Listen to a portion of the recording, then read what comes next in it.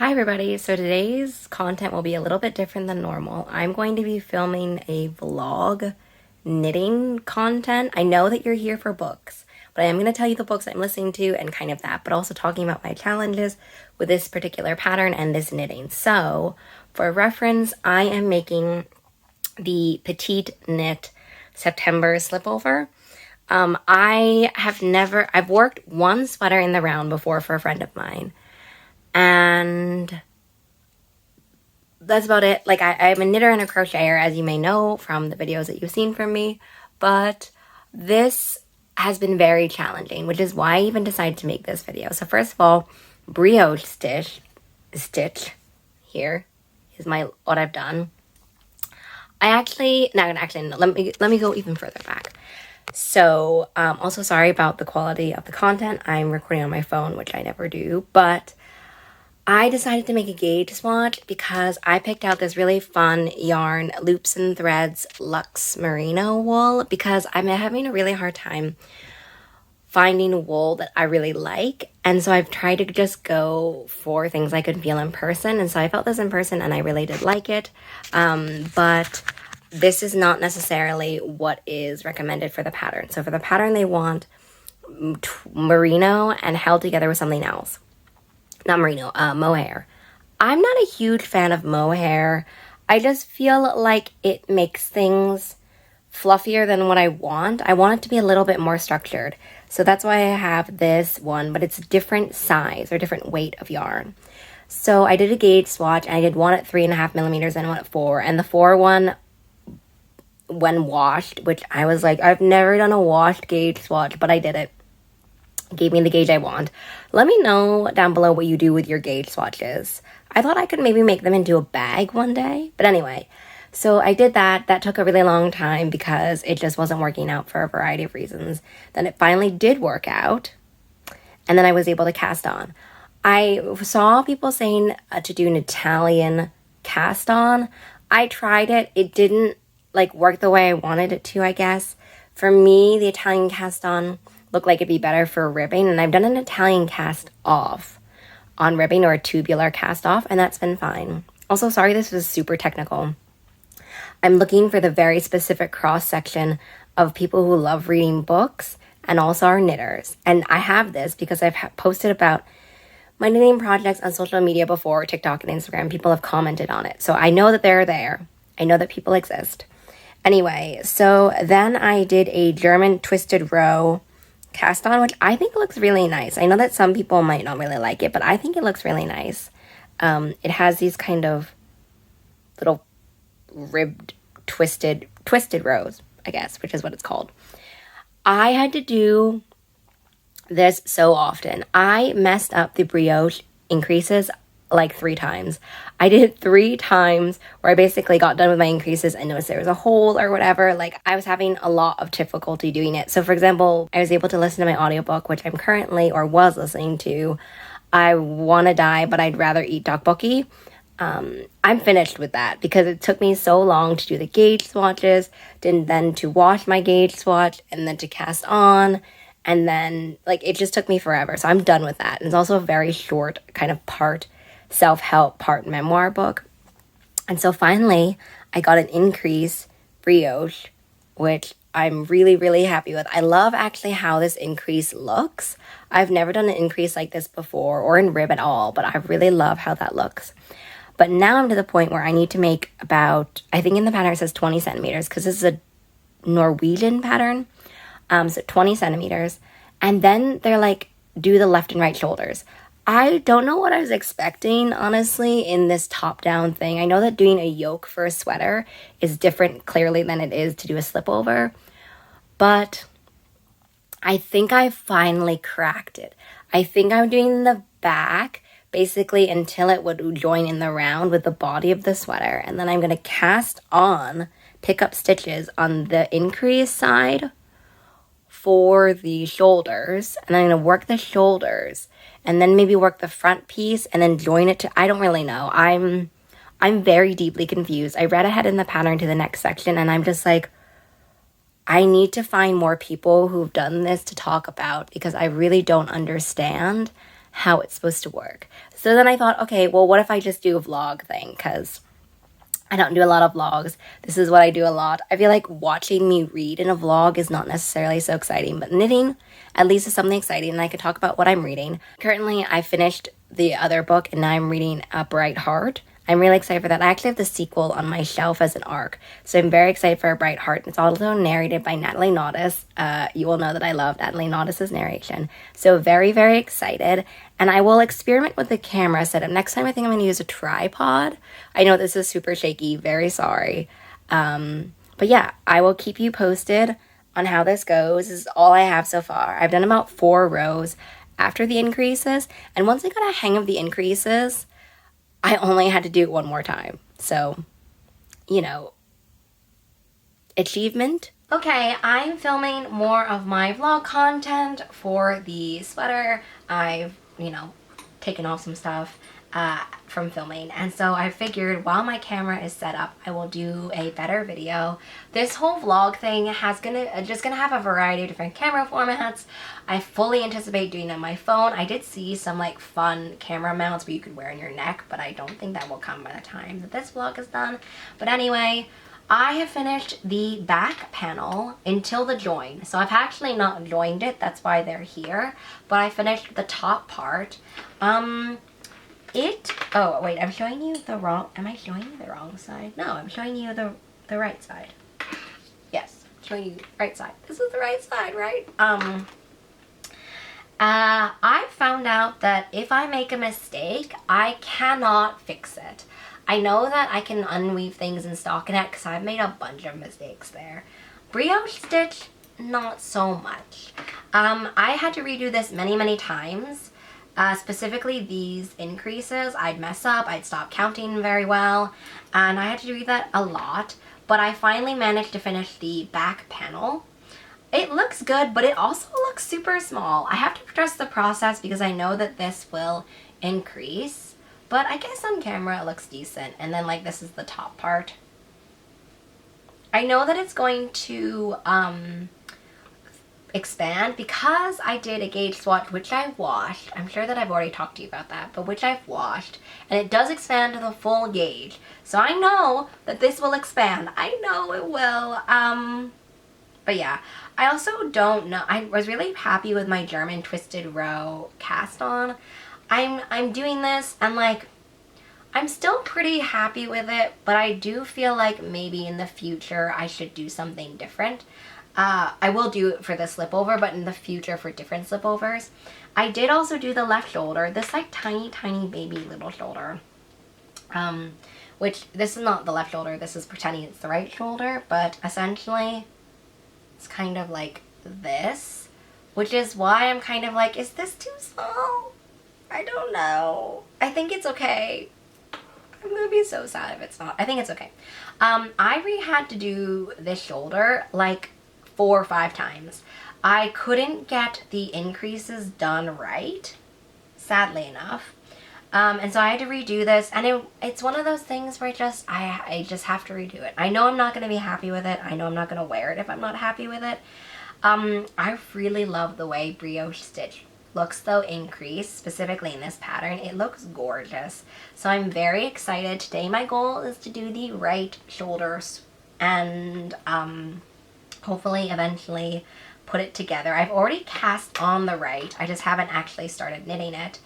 And so I'm very excited for that. I don't know why. Oh, this is from my cast on. I'm very excited for that. And so I just need to kind of sit down quietly and do it. In terms of audiobook, because of course, you're watching me for book content. What am I? Oh, I'm listening to Clues to the Universe, which is a cute middle grade. I love STEM middle grades, and it is totally it. It's by Christina Lee, who I've been meaning to read forever, so I'm really glad that I read the debut from Christina Lee. My copy of The Manor House Governess, or The Manor Governess, or whatever, Christina's adult debut, is still on the way for me. Hasn't come yet. So I'm listening to that because I finished I Want to Die, But I Rather Eat Tteokbokki. And so I'm about 30 to 40% through. I will read more while I do this one because I'm older and wiser now after frogging that shoulder 5 million times. Of course I have to be older and wiser. So I will do that and probably check in with you tomorrow. Hopefully I will actually get to do that. I took a lot of time today filming. I don't think I'll be able to run because I took a lot of time filming, so hopefully I'll be able to run tomorrow and finish this shoulder. I'm really excited to see it come together for this, and then excited to see it come down. Hopefully that's something I can do tomorrow. I'm just so excited for a slipover. I know that I'm slowly getting past slipover season because it's getting hotter, but I'm very excited. I really love this yarn. This is the merino yarn. It just feels really, really nice. I've been trying to find wool acrylic blends because I want the warmth of the wool, and so I really, really like this. It's by Loops and Threads. I have it in green, and I'm kind of thinking this is still going really, really strong. So I wonder actually how many balls I'm going to be using. For context, I'm getting an extra small because with the Positive Ease, I think that'll be okay. I don't like things super, super baggy, so 10 centimeters seemed like a lot. Fingers crossed. So we'll see. For the next slipover afterwards, I'm already thinking of the next one. I have a really nice orange and I have a really nice green. I'm thinking about doing something with the green because my idea was that if I finish that, the green is the same Loops and Threads merino one. And so I was thinking that I could do like a combination of green and blue for the next one, which I think would be really fun. So for the next one, I'm thinking about doing a green cabled one because I think that with a brighter shade of yarn you can see cables nicer than with a darker shade of yarn. So I want to do a cabled one next with the green, and then hopefully something with the green and blue for my third slipover, and then something nice with my more wool blend one for the orange one. I had originally anticipated doing the orange September slipover, but I'm not. So we'll see. And we'll also see if actually anyone even likes these knitting vlogs.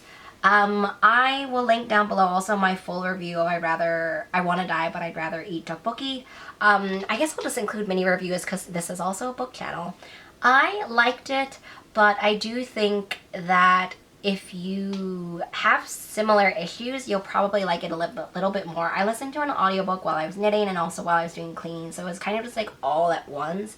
I do kind of wish that I listened to some of it, stopped, and then some of it. I think because it has conversational elements and conversations with her psychiatrist, it does a little bit better with like reading it and then really reflecting on it, reflecting on those. For me, my problems or my mental health stems more along the lines of anxiety. Great, super fun.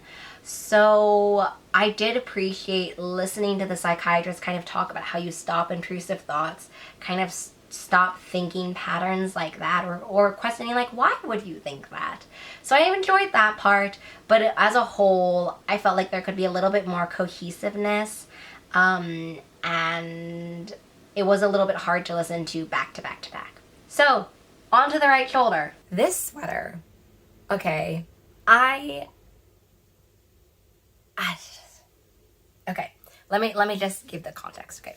For context, where I am, okay, I'm this much through my ball of yarn. I'm knitting by, for example, an extra small. This is also the Loops and Thread Luxe Merino wool. I don't know if people are actually interested in that, but anyway, that's what it is. So I finished the front panel before I'm going to join the front and the back. That was intense. I redid so okay, this is what it looks like. Okay, pause for reaction. I think it looks really good. Every time I've shown people, they're like, this looks too small. And to be fair, when you actually hold it up, it is very small because I haven't joined it yet, but it will get bigger. It will get bigger. And also this one will stretch out because I did the gauge swatch. You all know this. I did the gauge swatch and it will kind of stretch out like that. But anyway, this is how it is so far. I almost quit.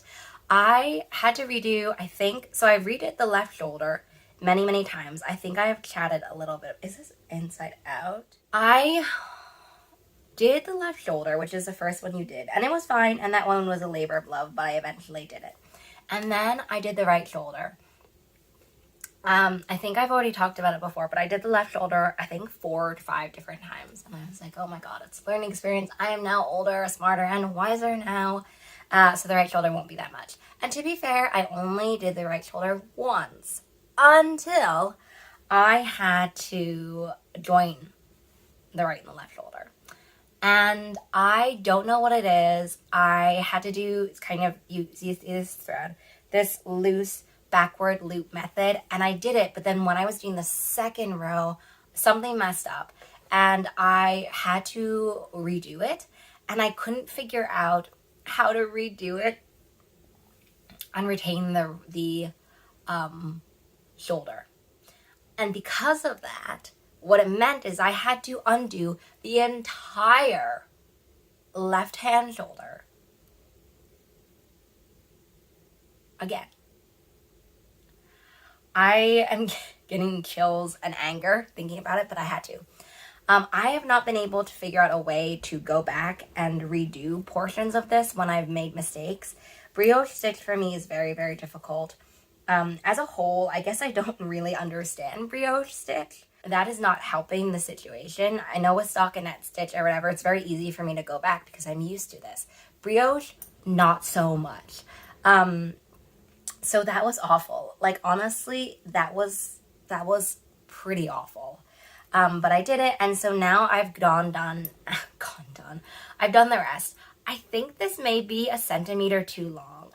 If you are an experienced knitter, can you let me know down below? So when they say measure from the edge to, like, measure, in this case, let's just say 25 centimeters, whatever that was.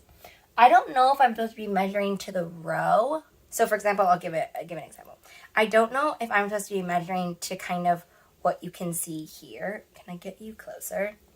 What you can see here, like the bottom part of the knit or the top row here. There's a little bit of difference, but do you know what I mean? Like, basically, do you see this difference between this point where my finger is and the top? I don't know. So I was measuring it, and it was very difficult for me to even measure this, because I guess brioche stitch is that way. But I was measuring it, and I felt like I was between 24 and 25 centimeters, and I had to go to 25 centimeters. And so I decided to knit 2 more rows because you had to end on the wrong side row. And I did, and so after I finished though, I think it's more like 25, 26. So I'm just living and I'm learning, and I'm going on with it, because if it's a little bit bigger, it's okay. But in general, that is still a question I have that I haven't really seen anyone explain to me. Please do. Please do, because I would love to learn. I'm learning a lot when I'm knitting this, but I'd love to learn more, I guess. Anyway, so I finished this morning. I stayed up till 12:30 trying to do the increases for the armholes last night for this front portion. That was a mistake, and I thought, okay, I only have 4 more rows. I can get this done tonight. But it was getting so late, and I actually wear a headlamp when I'm knitting at nighttime, but it is so painful. It digs so much into my forehead that I was getting a huge migraine, and I had to stop. So this morning I finished this, and now I'm to the part where I join it, which I am honestly terrified. So my plan for the rest of the day, I don't even know if I emotionally can handle doing it today. I don't know. But anyway, my plan for today for sure is I'm going to take a piece of yarn of a different color, and I'm going to weave that through the stitches so that if I have to undo it, I can get to that point and I won't get confused, if that makes sense. I think it's called a lifeline. So I'm going to do that on the front and the back, because honestly, I cannot even imagine redoing it. To be fair, if I had to redo the back, I could potentially do it an extra centimeter, just because I'm pretty sure that I ended up doing an extra centimeter on the front. So I could do that. I don't want to, though. I could, though. So I'm going to do that today, and like, I want to do it, but I I don't understand how to do brioche in the round. And I know that some people, I was looking at the comments on Ravelry this morning, and I know some people said to do the Brooklyn and Tweed video for it. But I'm pretty sure they do brioche stitches a different way. I think they have like an even or an odd number of way to do it, and then PetiteKnit's one, I think is probably even, because the one that I was looking at the video for the Brooklyn Tweed one, they have a different stitch that they end on, and then a new stitch that they start on. So for example, purl to knit or whatever. And I don't think that's how it is for the PetiteKnit. And what is confusing to me for the PetiteKnit and is like, one, it's in Norwegian, these tutorial videos, and they're also only a minute long. Two, I don't know what style I knit, but I knit like the basic style, right? So I don't knit the one where, for example, the yarn, I'm putting the needles in, I'm moving the yarn around, and that's it. I don't know how to describe it. She doesn't do that. She does the other very fancy way. And while I think that that's probably more efficient, I don't do it that way. So I'm really confused by the videos. And they're in Norwegian, obviously, but also I'm just deeply confused by the videos. And so I'm just like really scared. I know I'm going to have to do this because I'm so close. I hate seaming. So I love the idea of doing something top down. I don't know why I decided to do something top down though in brioche and not just like stockinette or something else. Which I have done stockinette in the round, by the way. But yeah, I'm at my breaking point. And so yeah, as I said, I'm going to put the lifelines through, and I'm going to try to do it and then add the extra 5 stitches basically where these points meet and do the round markers. And I'm going to try to do it. I'm going to try today, but like, I'm so scared. I'm so scared. So scared. I might also take a break from this for a day because I want to post a TikTok and see if someone will help me. I didn't post yesterday. I wanted to post like an intro to it on TikTok yesterday, which I didn't do. But I want to today, at least that, and then maybe tomorrow, or no, maybe just post 2 videos today, because I want help. I need help, and I'm so scared of doing it. And I want help from someone specifically who's doing this pattern, right? Like, that's what I want help with. So that's what I'm going to do now. I'm going to stop recording. I'm going to put captions on the other TikTok, post it, film this one, and then hope that later today I get some answers, some response, like a guardian angel comes down from the sky and helps me, because I'm at my breaking point. I just am so done. I have struggled so much, and I haven't even struggled that much, but I feel like I've struggled so much on this to do it. I've frogged this so many times at various points, and I would just like this not to be so hard. I just would. I also wanted to film a quick update to the sweater, because when I was doing all of this last night till 12:30 in the morning, I finished the River Has Roots, which I highly recommend because not only are there sound effects, there's also music in it. I really loved it. If you love kind of a fairy tale nostalgic story about sisters, story up with has a queer romance in it as well, and also stories that kind of bring you back to fairy tales or folk tales that you might be familiar with or that invoke that same kind of feeling. The River Has Roots is definitely one of them. I really, really enjoyed it. It made my foray to 12:30 just way more enjoyable. It almost felt a little bit like a getting ready for bedtime activity. I loved those themes of sisterhood and sacrifice. The sisters were so, so good. Also, the world was really interesting without it being too overwhelming. It's a novella. It was everything I hoped it would be, and I really loved it. So I had a really bad time with the September Slipover. I basically had a little bit of a breakdown where I just could not get the join together when you join it together in the round. I frogged it twice. It was a good thing that I had decided beforehand to thread in lifelines, which, as I said, I told you, because I needed them.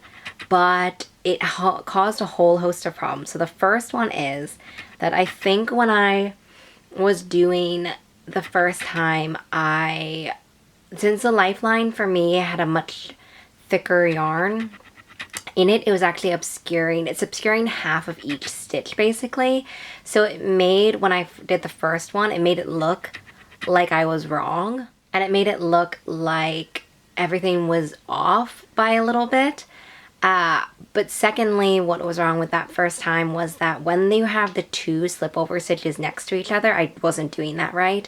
So basically every other round, just things were not working out. And then the second time, I decided to try again later that day, and I was already just so upset that it didn't work. I made a mistake, and kind of there was a hole in it, and it was such a silly mistake that I feel just so frustrated with that. But such is such, I guess. And then after that, I kind of was just very, very upset overall, and I had to take a little bit of a break. And so then I cried a little bit, and by a little bit, a bunch, just because I just felt really silly for not being able to do this. The videos I was finding were not super, super helpful, or they were, but only some parts, and I just felt like I was missing something. So it was suggested to me that I actually do kind of a small mini project of it to see how it would work on a smaller scale, and to have it not be attached to my bigger project.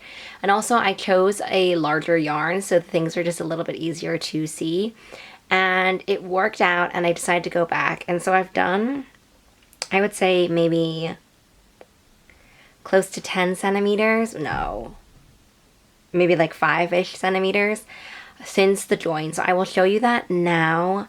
But I'm feeling okay, and I'm getting into the hang of it. It's for the first time that I did the rounds, and then for the first, 6 or 7 rows, I couldn't really listen to anything at all. And in my head, I just kept chanting, like, purl, yarn over, or sorry, slip, yarn over, purl, slip, yarn over. Just kind of, like, chanting that into my head. But now I'm able to just kind of muscle memory it, and I'm able to listen to my audiobook again. I started for She Is Wrath, and I really, really like it. So I have not read The Count of Monte Cristo, but I saw The Count of Monte Cristo for the first time, I think 2 years ago, and I fell in love with the story. It's a story about revenge, and I'm about 10% through, and I'm really enjoying it. So I will also keep you updated on that. I'm a sucker for a good revenge story, and this has been really, really fun so far. And now I will show you what I did. As you can tell, here's my lifeline, which is, you can kind of see a little bit more. That's why it's obscuring the stitch. You only see about half of the stitch, and so I kind of felt like this was kind of jogging in a weird way in general. These things, since they're so poofy and they're so squishy, they kind of go a little bit like that, which makes it very difficult for me to figure it out. But either way, I was looking at that and I was kind of like, this does not look right. And honestly, even looking at it now from the camera, it still doesn't look right, but you can kind of tell it is right. Like, it is going there, I feel like. It's harder to see on the wrong side of the work. And on the right-hand side of the work, which is this side, I think you can easily, or more easily, tell that it does look decently correct. I'm hoping that once I take this lifeline out, when I'm done, it will look very good. I am not confident enough to take the lifeline out now. I know that it seems a little bit silly to kind of finish the whole thing and then take the lifeline out, but I'm hoping to every universe, or every force in this universe, that when I take this out, it will kind of go back to looking normal. And because I've looked at kind of this on this side and this on the other side, and since I've always tried to remember to kind of like, you know, slip the pearls or knit the knits, and so I haven't been off at any point, I'm hoping that it'll be okay, but it's going to be supremely disappointing, honestly, if I get to the end, take the lifelines out, and it doesn't work. To be fair, I could run new lifelines, for example here, which was suggested on the internet, like to keep running lifelines just in case you make a mistake, and that probably would be the smart thing to do.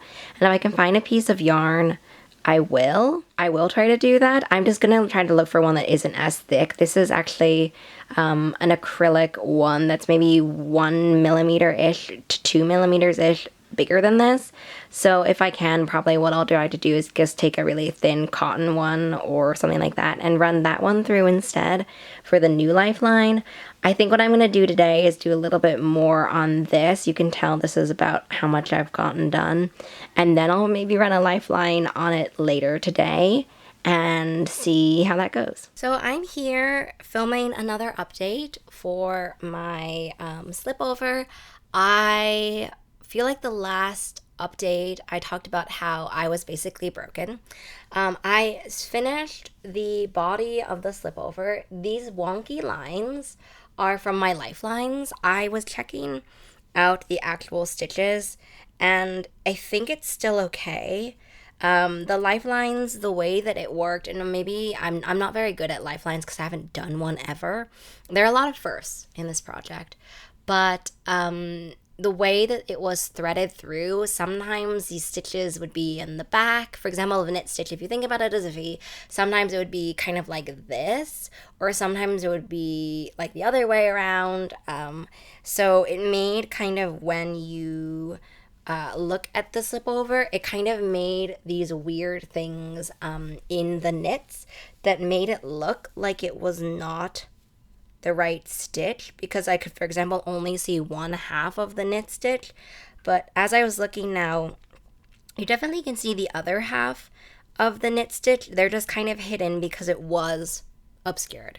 So that happened in both lifelines. So I'm hoping that when I wash this and block it, it will be a lot easier to tell and better, and it will be washed and blocked. So honestly, as long as it's not incredibly awful, it'll just have to be what it will have to be.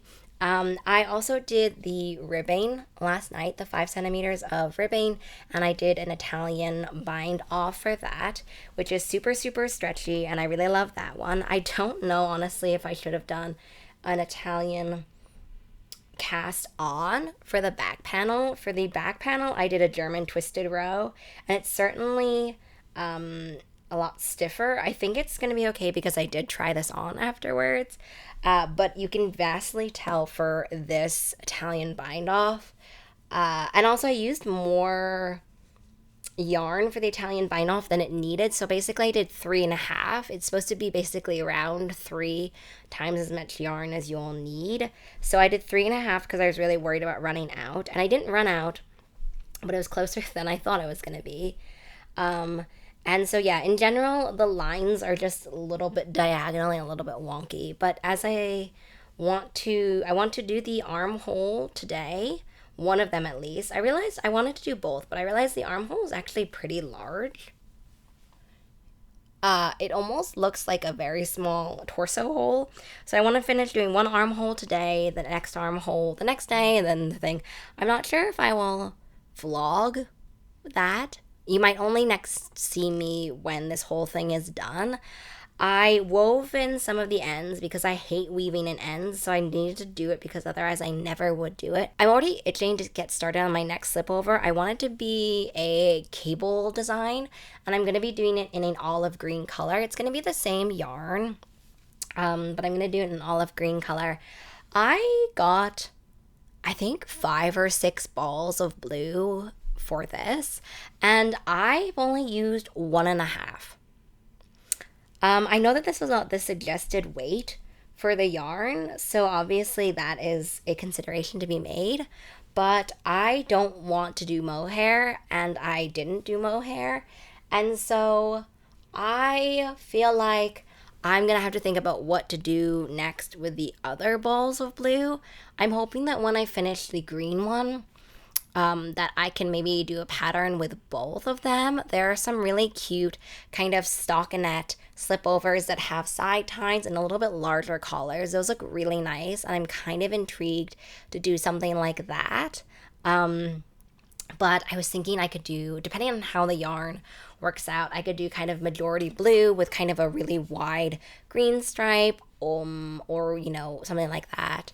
I don't know if the pattern is reversible in the sense of the front and back are the same. They're probably not. So that was what I was thinking of. I also have a burnt orange or an orange color that I knew I was going to do one of Slipovers for. I actually thought I was going to do it in the Moby Slipover, I don't think I'm gonna knit the Moby Slipover at all. I think that this one is just too close to it. So I'm not exactly sure what I want to do with the orange. But it would be really cool if I had enough orange that I could do kind of an orange, green, blue mix as well. And so, yeah, that is finishes up this last update for me from now, or for now, until I finish some more of the holes, however many of them that I finish. And yeah, see you in that. I realized I hadn't been updating you last time on what I had been listening to. I finished For She Is Wrath and I loved it. I'm a late fan to The Count of Monte Cristo, but I'm an avid one and I really, really enjoyed it. I loved the twists and the turns. It was such a fun experience to listen to. It's been on my TBR for forever, so I'm really glad I got to read that one because it lived up to the hype that I had for it. Then I also started and finished Andre and Bash Are Not Just Friends, or Are Just Friends. That one I have mixed thoughts on. It's Tia Williams' YA debut, and Tia Williams is the author of 7 Days in June. And if you're not familiar with 7 Days in June, Audrey and Bash is not just friends or whatever. It is in the same world as 7 Days in June, and it features two of the main characters from 7 Days in June. So I went kind of waffling back and forth about, do you have to read that one before you read Audrey and Bash? Do you not? And I feel still like I don't know. Part of the thing that is really frustrating in Audrey and Bash is that you don't know why the mother is doing what she's doing. And if you've read 7 Days in June, then you know why. So on one hand, I feel like it's important because you're kind of like, what is the big deal about it? Yet on the other hand, for a YA book, I feel like that's sort of also what you maybe expect. So I'm not really sure how I feel yet about that one. I'll have to think about it. But I also wanted to say that I'm listening to Trouble right now, which I really like. I like that it has like a gothic Jane Eyre, Sound of Music, governess kind of twist. So I really like that one. And I finished the left side ribbing for the shoulder. I actually did this twice. So I did it with the pattern that wanted you to do 10 rows, and it was way too long. For context, it was basically as wide or as long as my bottom hem ribbing, and I just didn't like how it looked. So I had to redo it, and I did it now with about a 6 row. I feel like I could have gotten away with 5 rows. I'm not a huge person who likes a lot of ribbing around the armholes, is because I have really wide shoulders. So that's why the 10 row one was not going to work. And also, I know that we're doing 2 rows of double knitting, which I'm never considering in my calculations basically of the rows. But I'm not exactly sure why we're doing it. I'm sure maybe afterwards or someone can tell me down below. But I've never done double knittings for hems, and I don't know. I saw people saying it so you don't get a rolled hem. I've always done Italian cast off or tubular bind off for my ribbing pieces and never double knitting, and I've never felt like they've rolled. So I don't know. It's kind of interesting, kind of fun, but I don't really see any difference, really. Yeah, so we will see. But I undid it, finished the left one, so I think I'm only going to do the right one next time, and then the collar, because I know that the collar is going to be a double knit column, or like it's gonna be a one where you don't have to sew it in afterwards, so I'm kind of nervous for that one. So I'm gonna do the other arm first, and then that one, and then I'll be done, and I'll be so excited. So this is the last update for the Slipover. I finished washing and blocking it, and I like it a lot so far.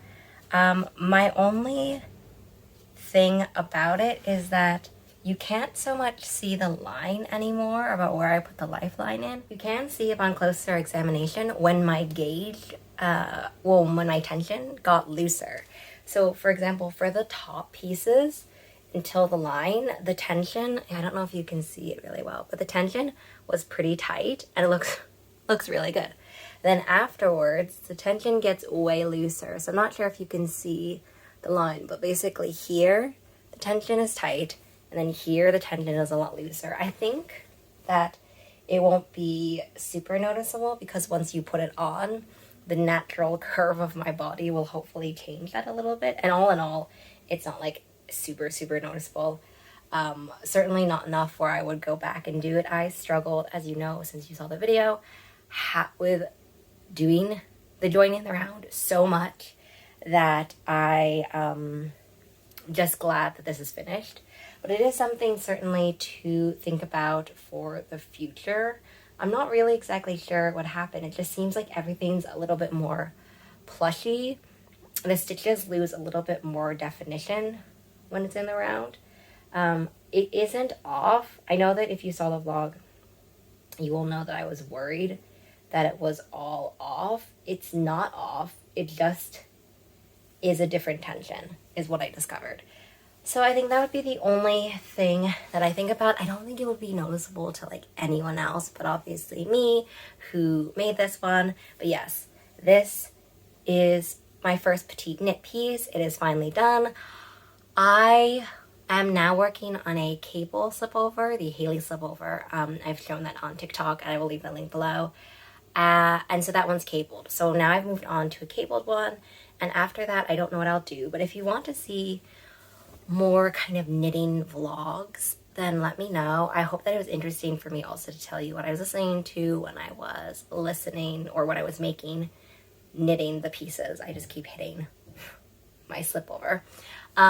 So yeah, I hope you have had an interesting experience watching the process, watching my existential angst, and I will see you in the next video.